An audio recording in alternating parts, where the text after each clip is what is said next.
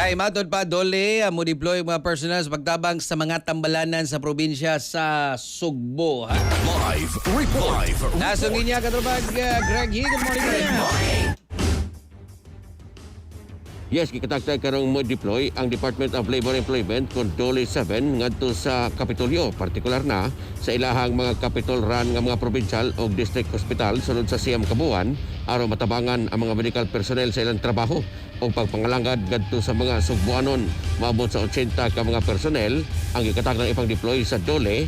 Kini ang gipahibaw ni Attorney Roy Binafe, ang Regional Director sa Dole, atol sa iya karon nga pagbisita dito mismo sa Kapitolyo, partikular na ni Governor Pamela Pampare 4 niadto milabay nga semana giparehag sa direktor ngadto sa Dole nga ang kinasigutan nga pagtabang sa Dole ngadto sa Kapitolyo gipagi kini sa ilang gitawag og Government Internship Program kon GIP diin ang kining 80 ka mga personnel nga gikan ngadto sa mga kabos nga mga kaigsuonan ang gikataktang makahigayon o gingon man maka-experience og serbisyo ngadto sa mga Sugboanon, partikular na diya mismo sa paggoberno dahil kitakda sila nga tagaan og 540 pesos patag adlaw isip karon kabahin sa ilahang pag-intern diya mismo sa mga nagkadaiyang mga tambalanan sa probinsya Sugbo.